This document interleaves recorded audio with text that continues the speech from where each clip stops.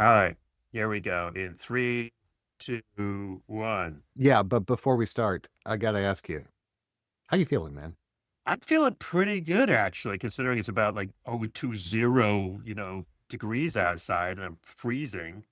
Yeah, yeah, it's a funny thing. I kind of feel like after the events of the past month that's felt like 6 weeks, you know, something has shifted a little bit this week, and I feel like I can take a breath. It's not like union members in my beloved Portland, Oregon didn't get gassed for walking by an ice holding facility. But, it seems like we're all just taking this collective breath. I wish I could share that. I have to say, here in DC, I just came from a massive rally at the Washington Post, where they've been cutting the staff, Mm, and they just whacked almost half of the newsroom. yeah. And so we are feeling very much under siege. The other thing is that we just had to tear up our entire plan script because uh, Patrick got called away at the last minute. Patrick fans out there are gonna be a little sad today because it's just me and Harold manning the fort. But we're going to freeform this. We're going to make it work. And it's funny you should talk about the Post and the firings because that kind of fits in It on one of does. the shows that we have in this week's weekly. And that's my cue to say, welcome to the Labor Radio Podcast Weekly, everybody. This is your roundup from the Labor Radio Podcast Network. We have got highlights. Yes, we do, from a few of the more than 200. I think Harold told me 250 is where we're Close to at. 250. Labor radio shows and podcasts from across the country and around the world. So, on the Heartland Labor Forum, I mentioned this a second ago.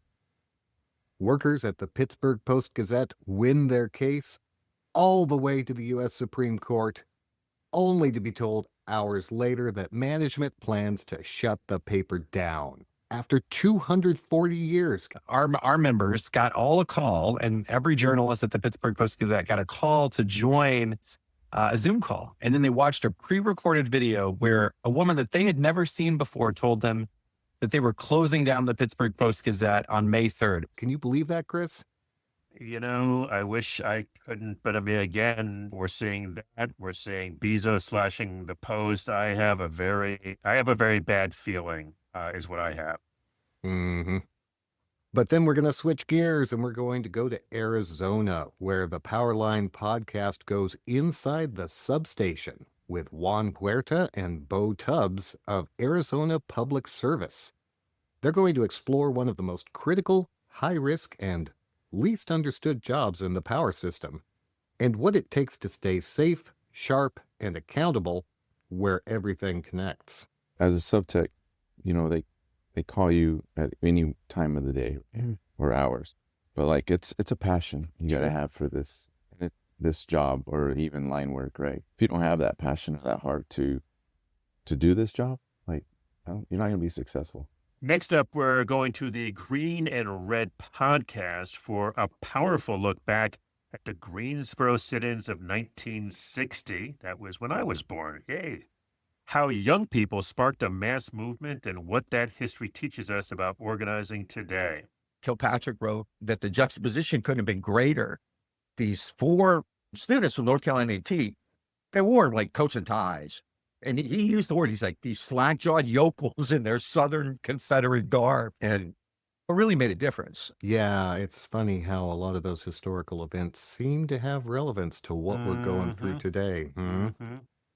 And speaking of history, over on Labor Jawn, a conversation with songwriter Mindy Mary about striking at Kings, a new labor song inspired by a 1938 farm workers strike in Pennsylvania. They had had a farm in what is now Tarsdale, and they lost it like right before the Depression for back taxes. And so to support the family, all of the kids would go to work in the fields around where they lived. So, Harold, this is a really cool thing that used to happen every couple of months or so and has been happening almost every week, which is finding out about a brand new piece of labor history, and not only a brand new piece of labor history, when I mean brand new to me and to a lot of folks, but also that somebody has created a work of art around that piece of labor history.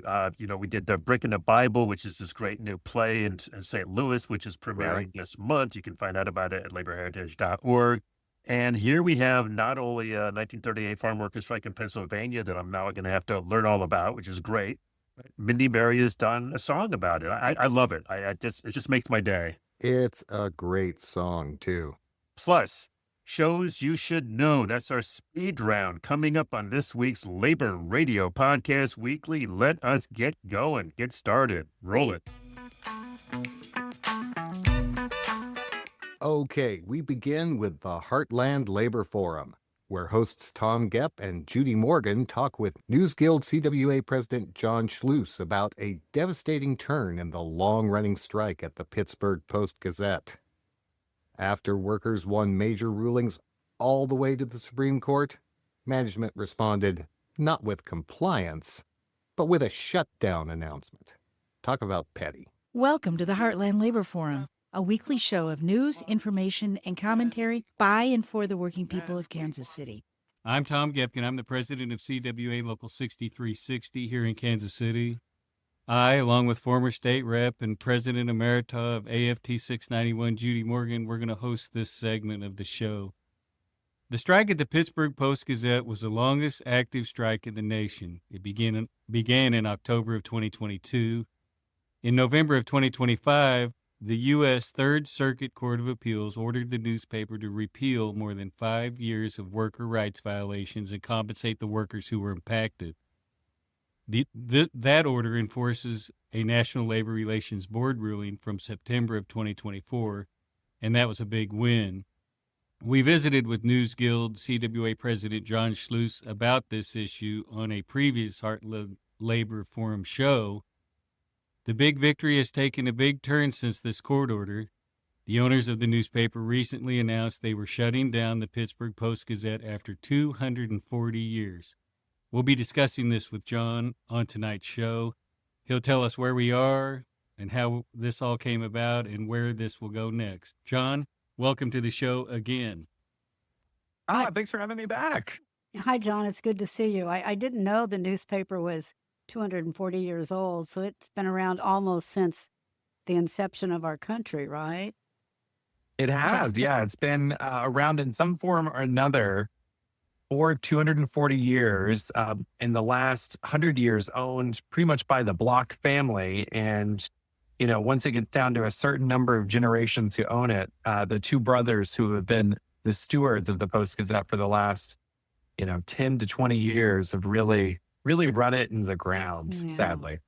Well, why don't you give us the rundown of the saga? It's a long saga, right? Basically, I'll start back in 2006, which was the last time that the journalists at the Pittsburgh Post-Gazette had an across-the-board wage increase. 2006 is the last time that the company agreed to do across-the-board wage increase. So this is the kind of owner that we're talking about here.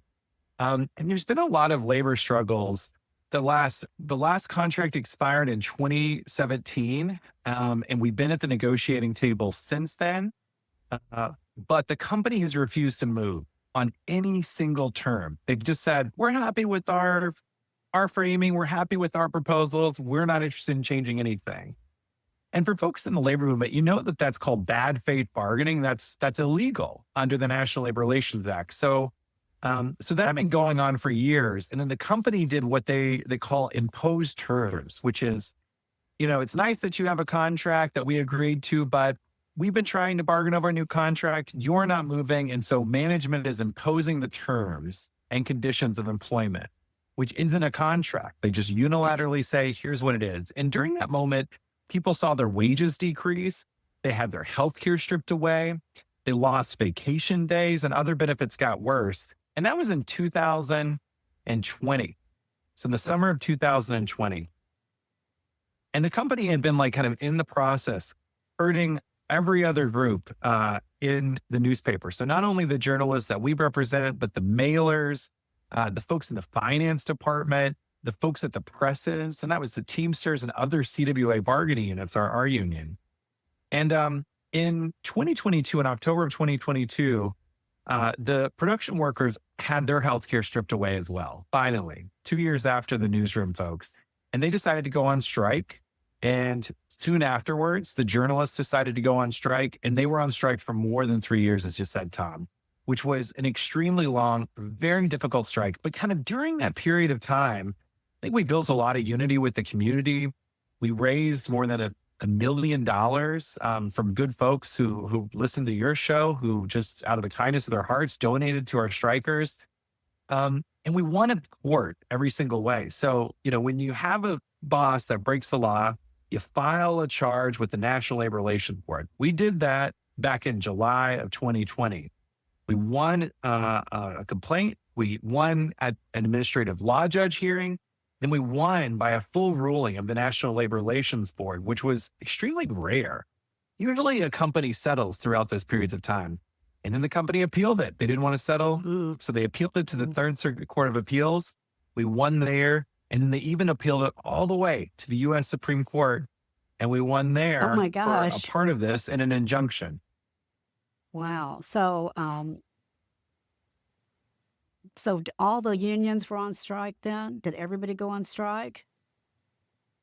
We had 5 unions on strike in October of 2022. So it was the Teamsters, the press workers.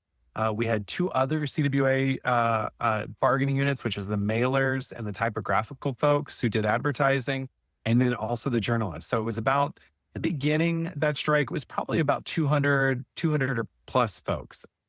So did folks continue to be on strike? Did they go out and get other jobs to make ends meet? How did the workers deal with it?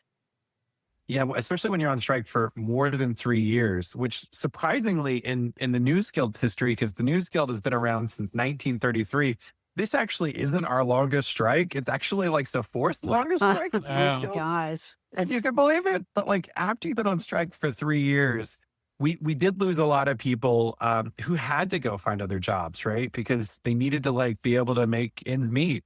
Obviously, members of the CWA, they got a weekly strike benefit, which was really great. Their healthcare issues that they have, if they had to go to the emergency room or they needed a doctor, that was all covered under the Right. CWA strike fund, which is really amazing. Oh, yeah. But folks did have to move on. And so we lost, we lost about 25-ish people who found other jobs. And, we couldn't begrudge them because we were happy to see them continue to be in the industry, to be journalists and move on and find something else. Hey, John, when they imposed their version of the new contract, were they wanting you to go on strike? I know that was a result, but were they like pushing you to go on strike to try to break the unions, or what was their reason for doing that?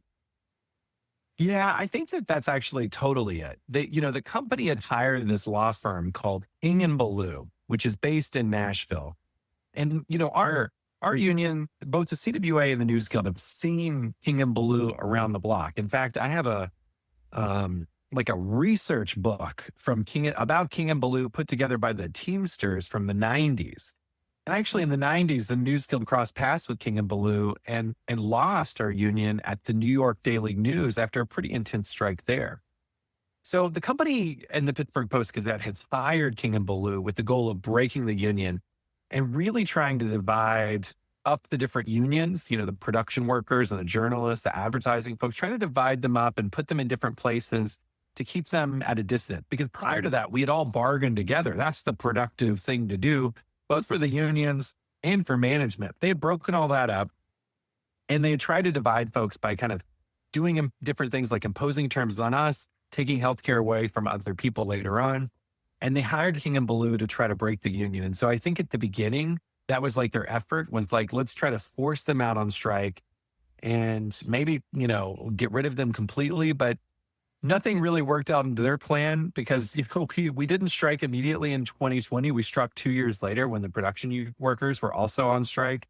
And then we won in court repeatedly. And they did not think that they would lose at the U.S. Supreme Court. In fact, I have to tell you, they hired a lawyer who's a former law clerk for Justice Samuel Alito. to help them write their appeal to the Supreme Court.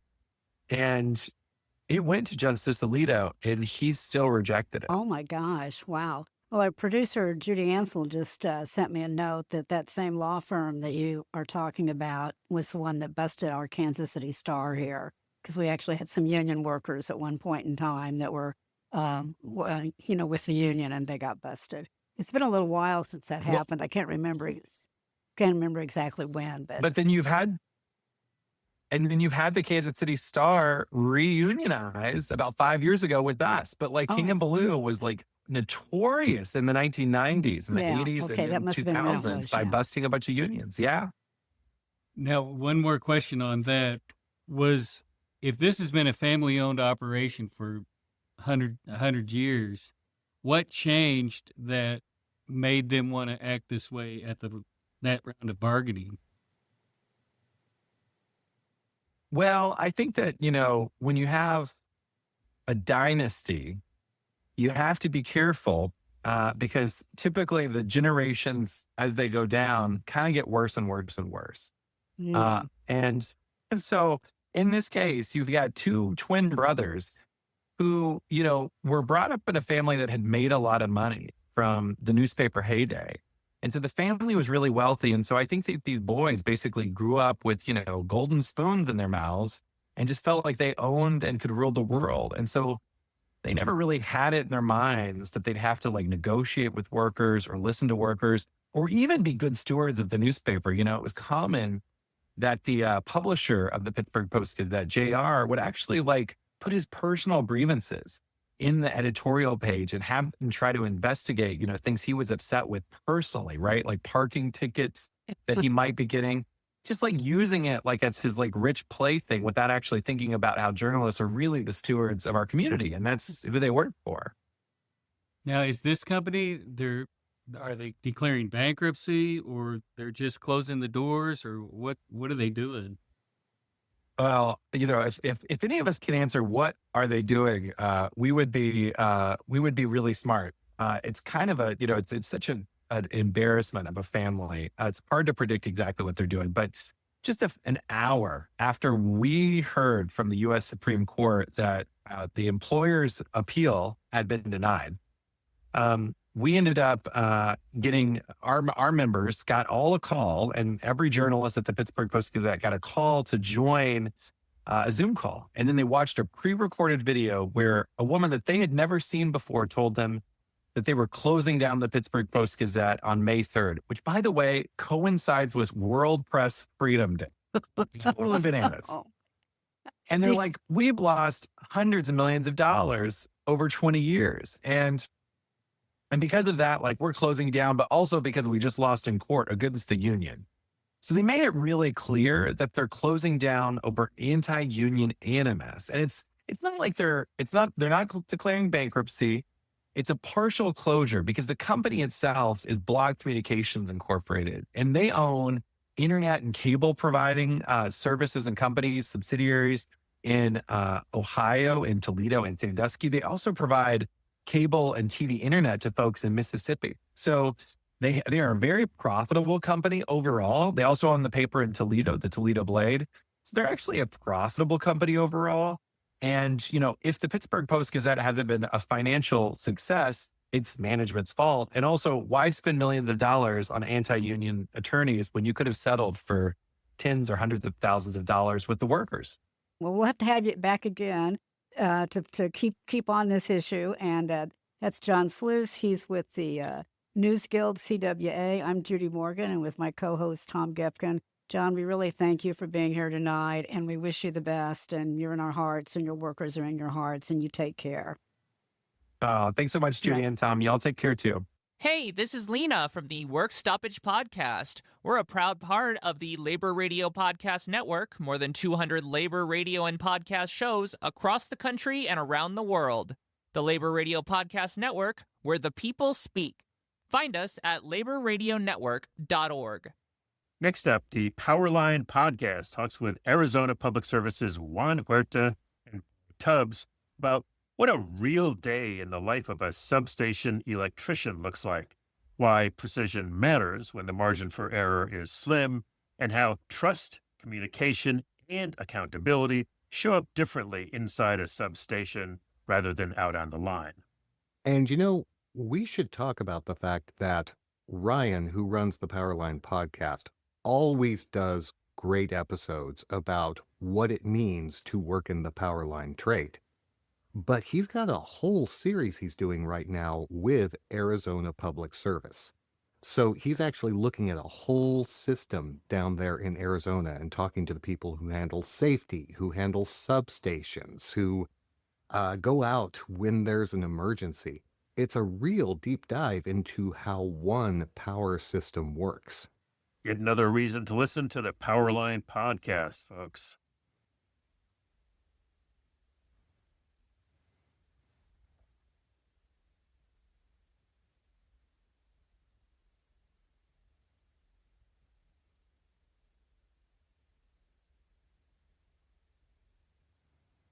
All right, guys. Thanks for doing this. Appreciate it. Looking forward to the convo. Sure. Yes, sir. When you give this like pitch to the kids, like about a day in the life, substation tech, what does that look like? What does a day in the life look like? So for me, I'm a crew foreman, so I have a maintenance crew that I work with every day, and like I mentioned to you, like it's a lot of people don't like that. Like, I tell my wife, I don't know when I'll be home this evening. Yeah. I never know what I'm walking into. It could be an 8-hour day or a 15-hour day, or you don't know. But that's what I enjoy. Some people like the 9-to-5 mentality. They know when they're coming in and getting off. But with us, with the utility work and line work and substation work, it's not a 9-to-5 job. It's a lifestyle. Like, because we're getting calls on nights and weekends, and even in the middle of the day, you got to rearrange your whole day because something happens. So for some people, that's what we love about it. The challenge, the challenge of that, so if that's something that turns you on, it's fantastic, And, as a sub-tech, they call you at any time of the day or hours, but like, it's a passion you got to have for this job or even line work, right? Because it's all the same. If you don't have that passion or that heart to do this job, like, you're not gonna be successful. Like, you gotta want it, and you gotta be ready to go whenever they call. Drop everything. You're gonna miss anniversaries, birthdays, everything. You can be at dinner, and there's times where in the past I've been at dinner, but I carried a shirt with me because you don't know. Yeah. They'll call you. I gotta go. Yeah. You know what I Your mean? wife tries to plan dinner with friends. Sorry, man. Yeah. I gotta leave it. And most of those guys that have that mentality, like I love my job. Like, I don't see me doing anything else. And if you have that heart and passion for it, like, Was that developed, or was that like from the beginning? I don't, honestly, I think it's a mentality that you have to have, a mindset, discipline, and knowing that you're providing a need to the customer, right? Because this is electricity, a need. Yeah. It's not a want. Like, we need it for life. So to me, that makes me feel good when we can turn somebody back on or make sure their power is still on or fixing something. Like, it's rewarding. So that's one of the reasons why I love it so much, because I can provide that to the customer. Do you look after a bunch of subs in an area, or like, how does that work? Yeah. So I cover like 45 substations. Dang. And they're from Like geographical. yeah, it's what from size? like Goodyear. Oh God, mine's really big. So it goes from like Goodyear to Gila Bend. So you could be getting a lot of windshield time too. Just There is a lot of windshield time. I don't know what the square mileage, but it's massive. I have one of the biggest areas in the state, other than the guy in Yuma, but there's a lot of windshield time. Like, I was in Gila Bend last night, and that's an hour and 15 from Deer Valley. And then like, I had to switch out a 230 line for a line crew so they can line across a railroad track. So I had to go back this morning to go switch it back in. So, and it was a KISO, which is like it's a thing with California, right? And you have to start at that time, no matter what. It can't be before or after. So like we had to start at 6 last night and we had to start at 5 this morning to switch. So it's just those things, there's time pressures, but they prepare us for that. They tell us, don't let this be a time pressure, but do your job. And they train us, really well for that kind of stuff. Well, thank you. This is great. Appreciate it, man. Appreciate it. Thank you. Hey y'all, Adam Keller here from the Valley Labor Report. We're proud to be part of the Labor Radio Podcast Network with more than 200 labor radio shows and podcasts from across the country and around the world. The Labor Radio Podcast Network, where working people speak. Find us at laborradionetwork.org. Next on the Green and Red podcast, Bob Kuttner and Scott Parkin look back to February 1st, 1960, the Greensboro sit-ins. And they trace how student actions helped spark SNCC, the Student Nonviolence Coordinating Committee, reshaping the civil rights movement, and offer lessons for today's struggles. Welcome to Green and Red, scrappy politics for scrappy people, a regular podcast on radical environmental and anti-capitalist politics, brought by Bob the Zanker and Scott Parkin. Welcome to the silky smooth sounds of the Green and Red podcast. I'm your co-host, Scott Parkin, in Berkeley, California. And as always, I'm joined by Bob Zanko in Niles, Ohio. And we're going to do something of a follow-up to the show we did just a couple weeks ago about Martin Luther King. We're going to talk about that era again. February 1st, 1960, so that'd be 66 years ago, a group of students from North Carolina A&T went to a department store lunch counter in Greensboro, sat down, asked to see menus. Obviously, the staff there panicked per the law, right? It was a segregated society. Called the police. Crowds formed because they could see these students in the window, came in, started harassing them, throwing stuff at them. Then the police came in and arrested those 4 students. And that's certainly not the first time anything like that had happened in apartheid South. But what that did was it set off what we now often refer to as the sit-in movement, or even more broadly, the modern civil rights movement. And so we wanted to talk about that in the same vein we talked about Martin Luther King a couple of weeks ago, to talk about what it means today. So we're going to both historically talk about the origins of the sit-in movement and protest for civil rights and other issues in that era, but then obviously bring it back to what we're seeing today. After the first sit-ins, obviously, they were arrested. And that led to, you point out, the creation of SNCC, which is really important. In the immediate aftermath of the sit-in movement, most of the establishment civil rights organizations distanced themselves from it. They thought it was too much, right? It's an election year. They didn't think they thought it was a little bit too rash. The person most important, I think, in this story is actually a woman named Ella Baker. Ella Baker worked closely with Martin Luther King in the Southern Christian Leadership Conference, the SCLC. And the leadership there also distanced themselves from it. Most of the major groups did, CORE and the NAACP, you're going too much, these kids, right? But Ella Baker had a good connection with them. And King, among establishment figures, was the only one really who stepped in to support this youth movement. And they created SNCC, the Student Nonviolent Coordinating Committee, which becomes the most important organization in that era. And by the end of April, so that's February, March, April, 3 months, over 50,000 people had participated in it, including Martin Luther King. And this is King. King usually gets acclaimed for the Montgomery bus boycott, which is true. But more to the point, this is, I think, really where he took a bigger step into direct action and street politics.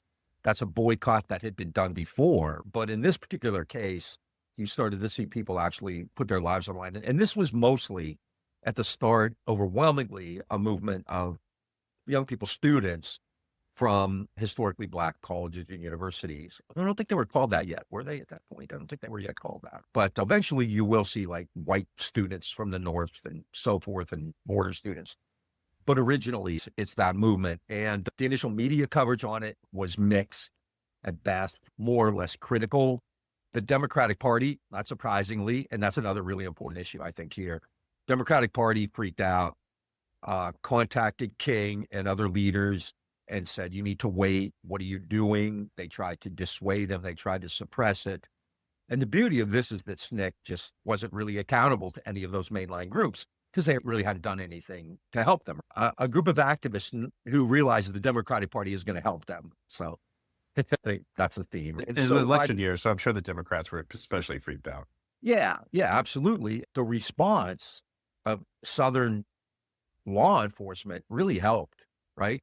Because they were so over the top, beating people. It gets to the point where, but this segues into things like the Freedom Rides and Freedom Summer as well, which invite immense repression, right? Like what we're seeing today, right? There was a famous journalist named James Kilpatrick. I don't know if you remember him. You're younger, but he was still around like when Reagan was president. But Kilpatrick, he's a Reagan right winger. But in 1960, when that happened, Kilpatrick wrote that the juxtaposition couldn't have been greater. These 4 students from North Carolina A&T, they wore like coats and ties. And he used the word, he's like, these slack-jawed yokels in their Southern Confederate garb. And it really made a difference. I learned a lot about campaign strategy over the years, and some of my mentors include like George Lakey, who was a civil rights activist who worked on Freedom Summer. And George used to teach an exercise called Spectrum of Allies, and you would break things down to a pie chart. You would have those who are actively against us, passively against us, neutral, passively with us, and actively with us. And so the point, he learned this from the civil rights movement. This is an exercise that the civil rights movement used. But like the idea was that you would move those who were passively against you, neutral, or even passively with you over a sector, so that then you would begin to get more people. And that's a little bit of what we're seeing. That's what we saw with the civil rights movement when we have these images broadcast into people's living rooms. But then this is also what we're starting to get now with what's happening. Like it's taken the brutal murder of 2 activists on the streets of Minneapolis to do that. But we're seeing that. And you and I were talking earlier today about how we're seeing a drop in Republican support for Trump and his ICE policies.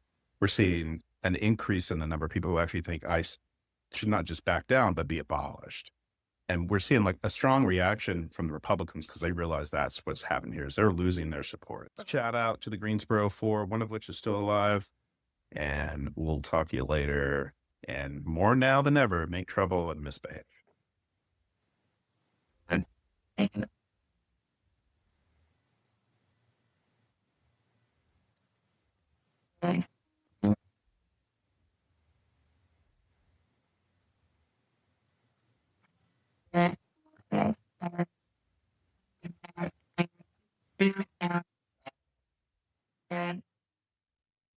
Hey, this is Mark, your host on My Labor Radio, and we're proud to be part of the Labor Radio Podcast Network with more than 200 labor radio shows and podcasts from across the country and around the world.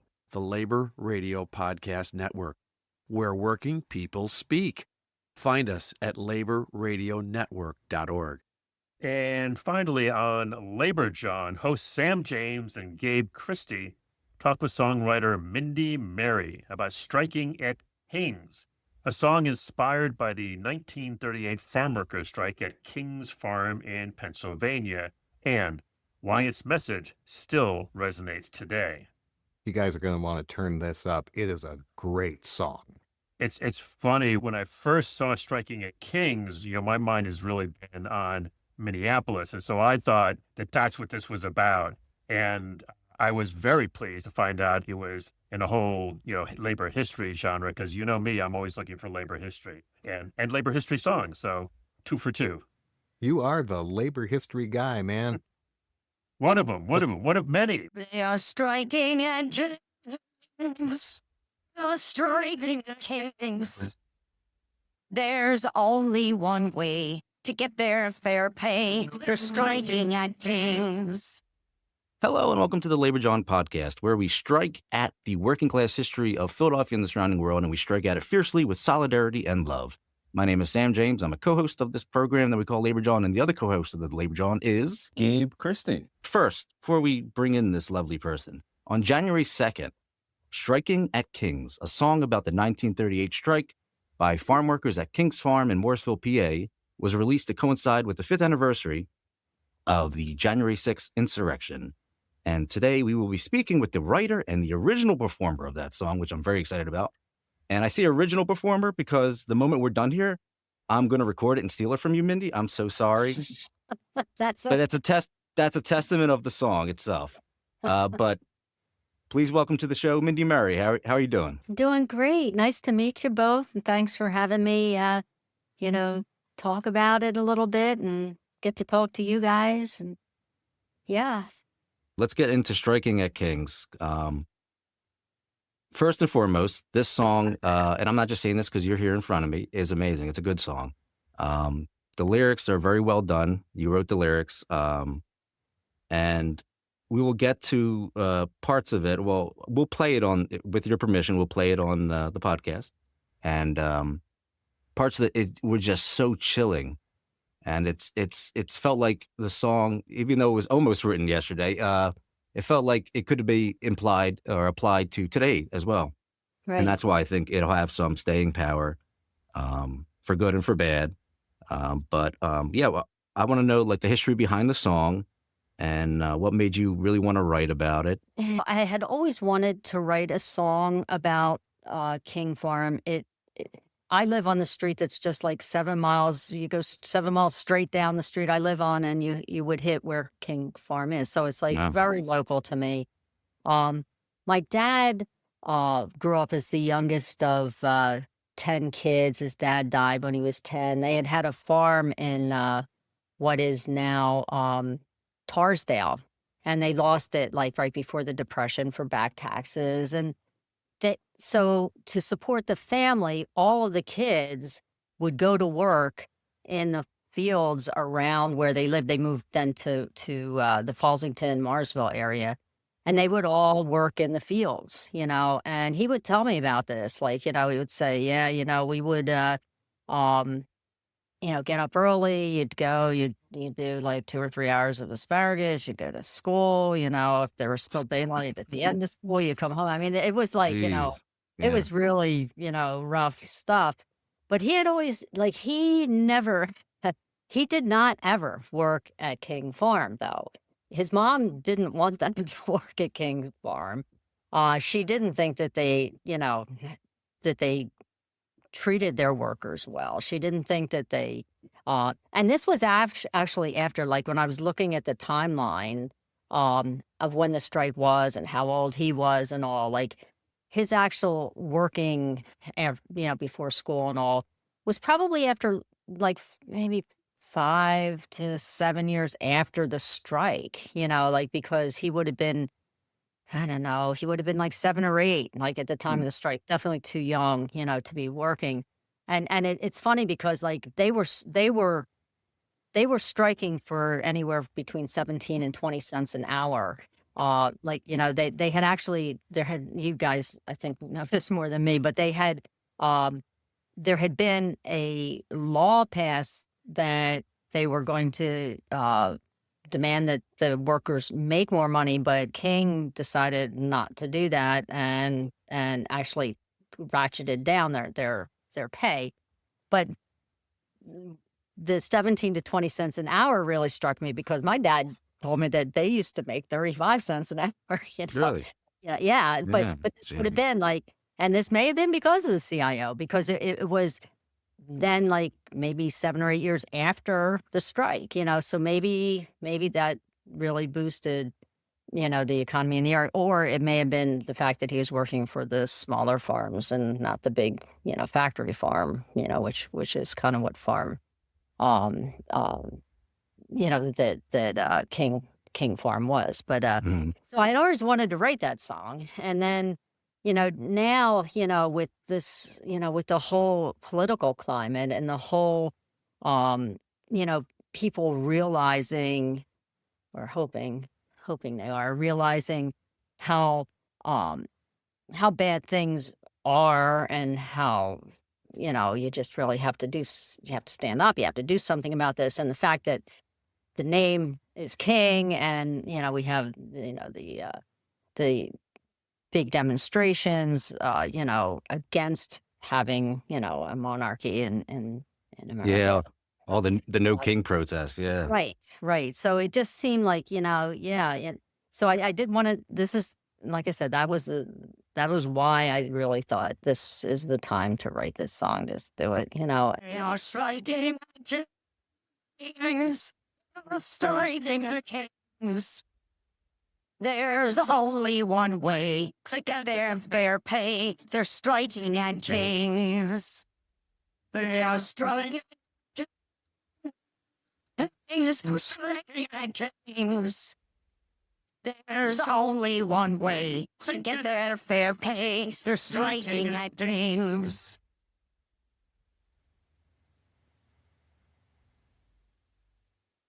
Hey, this is Mike Strukin from the Labor Force Podcast. I'm proud to be part of the Labor Radio Podcast Network, with more than 200 labor radio shows and podcasts from across the country and around the world. The Labor Radio Podcast Network, where working people speak. Find us at laborradionetwork.org. Hey, Chris, hold up. I know you said finally I did. before that last piece, but while we're on the subject of labor songs, there was another show in the network this week that really shared some powerful songs all about what's happening in Minneapolis. And that's your show, the Labor Heritage Power Hour. I just listened to this the other day, and you played medleys of some amazing songs that were put together seemingly instantaneously in reaction to what's happening in Minneapolis. Yeah, I'll tell you a quick story was that, for the Labor Heritage Foundation's weekly newsletter, Harold, I'm always looking around YouTube for Song of the Week and Video of the Week. And right after the murder of Alex Preddy, I noticed that there was just this outpouring of songs reacting, some specifically, about the shooting, but also a bunch just about ICE in Minneapolis. And not only was the volume, there was just a bunch of them, but a lot of them were really, really good. And so literally on the fly, this is a few days after that happened, I thought, I'll just put these into a playlist on YouTube and throw it up there on the Labor Heritage Foundation page, just so, other folks might be interested. And the traffic on that has been crazy, Harold, just amazing. Yeah, Bruce Springsteen got a lot of attention when he released his song, Streets of Minneapolis. But I don't think people realize just how many songs have been put together around what's happening there. And it's a real gift that the Labor Heritage Foundation has gone out and cataloged a bunch of those and put them in one place.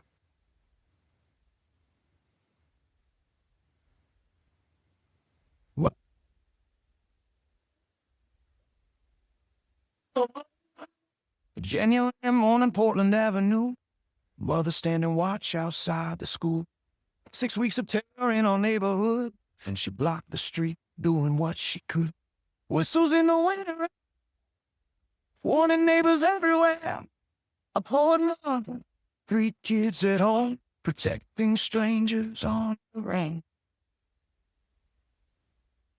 3 tight, 700 millisecond steering wheel. We got the questions. They say she tried to kill, but we see it's proof of another star lost. The truth, that one more. Being busy, we won't be ignored. That one more. And that one. Hear our voices roar. Get the ice out.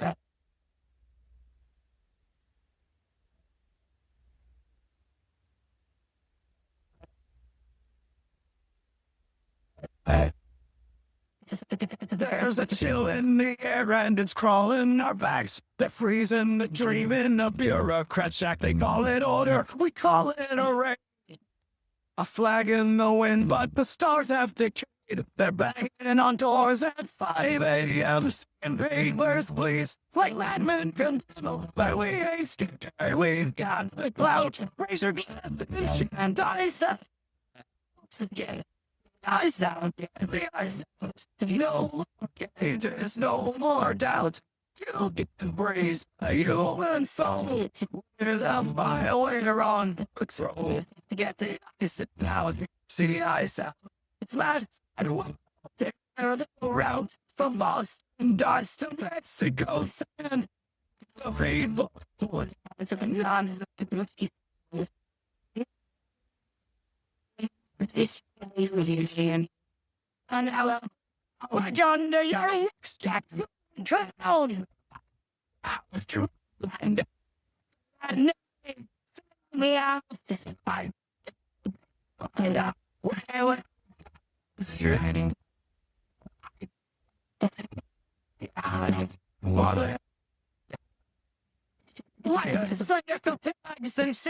They made up stuff, said I chose on field. They stood up on I just like to stand played up on.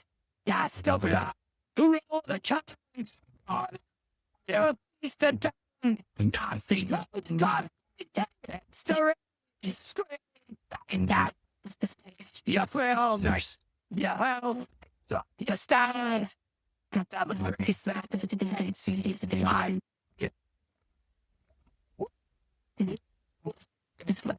Why?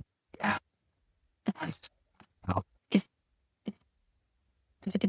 No.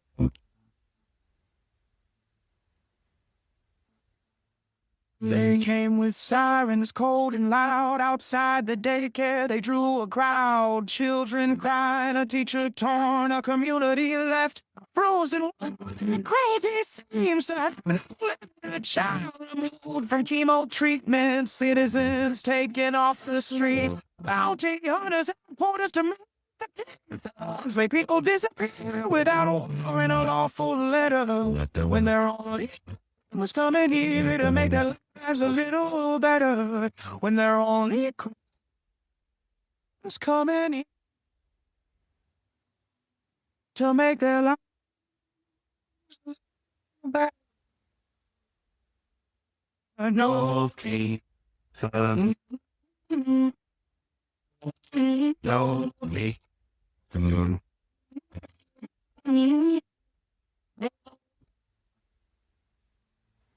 I'm Rick Smith, and this is Labor History in 2. On this day in labor history, the year was 1919. That day began the week-long general strike in Seattle, Washington. As World War I drew to a close, many workers in the city were frustrated by 2 years without pay increases due to the war. 35,000 workers in the shipyards walked off the job. Workers from most of the 110 union locals across the city voted to support the general strike. At 10 a.m. on February 6th, the citywide strike began. As many as 65,000 workers, or a fifth of the entire workforce of the city, walked off the job. They were met by a combined force of the police and the military. It has been nearly a century since the Seattle general strike. This unprecedented stand by the city's workers has been remembered and commemorated in many ways. Perhaps the most innovative memorial came in the form of a rock opera. In 1985, Rob Rosenthal set the story of the strike to music. He based the lyrics on research and interviews he did as a graduate student at UC Santa Barbara over the course of 10 years. A band named The Fuse formed to record the 21-song album. The final project was a blend of rock, blues, and folk. The music tells the story of a fictional man who comes to Seattle looking for work in the shipyards during World War I, joining the labor movement and the strike. What labor history event would you like to hear set to music? With that,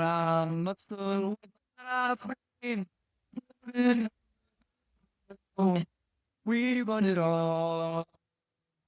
We run it all. Like what you hear? Check out more at laborhistoryinto.com.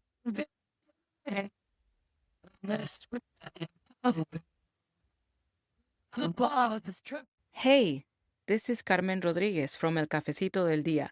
At LACLA, we are proud to be part of the Labor Radio Podcast Network, with more than 200 labor radio shows and podcasts from across the country and around the world. The Labor Radio Podcast Network, where working people speaks. Find us at laborradionetwork.org. All right, folks, before we wrap up, yes, it's time again for our speed round shows you should know. That's right. There's no way to put all the great episodes that have been released over the past week on the Labor Radio Podcast Network into a show, even if it has expanded to an hour. But here's a few more shows that you may want to check out.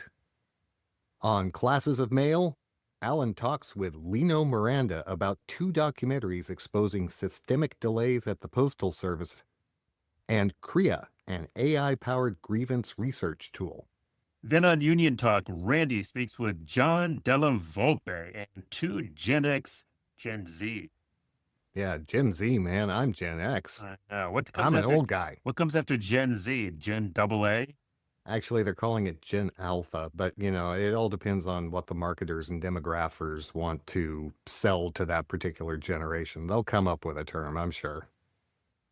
In any case, she's going to talk to two Gen Z AFT members about the latest Harvard Youth Poll and what it reveals about young workers' anxiety, instability, and hunger for change and connection. And speaking of which, I should just mention, when I was at the Post rally yesterday, it was amazing to me that the average age, I mean, there was a bunch of old-time, Post journos there, but a lot of these folks, this is clearly their first job. I was talking to some of the folks. Some of these people are just out of college last couple of years. And I saw a lot of what Randy's talking about. So this is real stuff, real stuff. Yeah, the fire has been lit in the youth. There's a lot of young folks in the movement right now. Let's head up to Canada and over to the entertainment industry on Applebox. It's actually a lot harder to say than you think. On Applebox Talks, IATSE Local 1 member and PhD student Kylie Truman talks about how neurodivergent entertainment workers navigate the industry. Then on the Union Labor Advisory Network podcast, Michael talks with Solidarity Health's Mary Fogarty about her journey from a union ironworker family to helping build the nation's first labor-owned healthcare organization. And once again, from my beloved Portland, Oregon, Labor Radio on KBOO features Audrey and Tina talking with Brown Hope's Cameron Whitten about Black History Month and the shift from old problem-solving formulas to modern mutual aid approaches. All right, folks, that is going to do it for this week's Labor Radio Podcast Weekly. If you'd like to hear those shows we just talked about on Shows You Should Know, or the rest of the shows we sampled today, you'll find links at laborradio.org. And you can also follow Labor Radio Pod on Blue Sky, Facebook, Instagram, and that other social media platform with the musky smell. Harold, I gotta tell you, every once in a while I pop over there if I'm looking for like the picket sign of the week or whatever, and every time I go there, it's worse. It's like every time I think it couldn't get any worse, and it gets worse. And so I think I used to go like every week, then I went every 2 weeks. I think I'm down to once a month I check in. I'm like, ooh, it's like that restaurant that you went to that was really bad where you got food poisoning, and you're thinking maybe it's gotten better. Last week I talked about the fact that I have a dead rat under the floor of my house. What are you saying, Harold? What are you saying? You keep thinking that smell's going to get better, and then you open the door to the laundry room, and oh, man. But the thing about it is a dead rat will eventually get desiccated, and you can throw it out. I don't know what we're going to do about X. All right, we're moving on. All right. Patrick said he would very, very unhappy if I didn't do this next pick. So tell us what you think. info@laborradionetwork.org. And don't forget, support the network. Get a union-made T-shirt, 2 colors, all sizes, laborradionetwork.org. Tell them Patrick sent you. This podcast was recorded under a SAG-AFTRA collective bargaining agreement because we are all about being union strong, and that includes Chris and me. Speaking of which, the show was edited this week by Patrick Dixon and produced by this guy, Chris Garlock. Our social media, always and forever, Mr. Harold Phillips. Hey, folks, stay active. Stay tuned to your local labor radio or podcast show, and we will definitely see you next week. See, I told you, we could just do this stuff on the fly. No problem. Piece of cake. Your lips to God's ears, brother. Now I got to go in and make something out of this mess.